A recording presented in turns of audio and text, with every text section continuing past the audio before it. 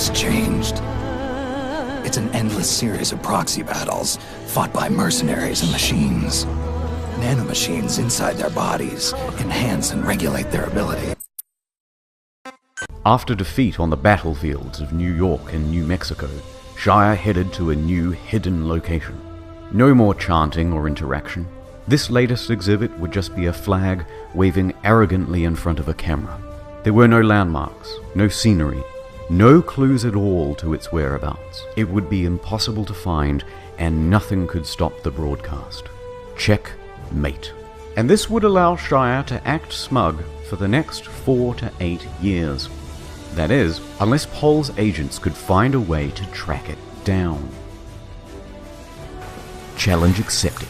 It was to be the greatest game of Capture the Flag ever. Pohl began organizing. They set about gathering all the information they could on the local environment, trying to match up cloud, wind patterns, and ambient noise. Because it was a live stream, they could match the time of sunset to quickly discern that the flag was somewhere in the Eastern time zone. That's 2/3 of the country ruled out in one move. Others began looking into intel about Shia's whereabouts, as it was highly likely that he was present for the raising of the flag itself.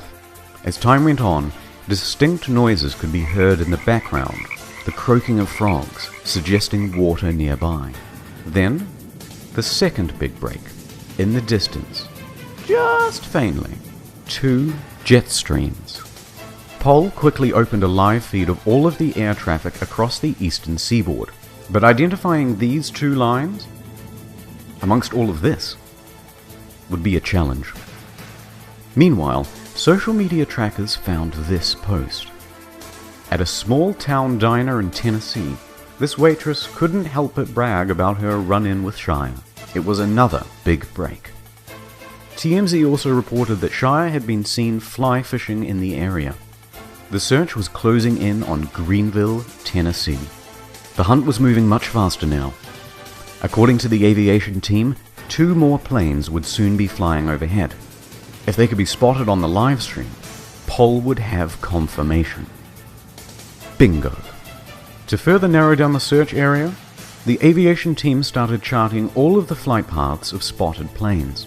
But they still needed more information, and as day turned to night, they got it. Pohl's astronomy division used the constellations to narrow down the angle and rough position of the camera. With this, the flight paths, and some advanced trigonometry, the candidate area had been reduced way down. Further confirmation from weather satellites backed up the claim as an agent was dispatched to the scene. As he drew close, he started honking the horn, while viewers of the live stream gave feedback as it got louder.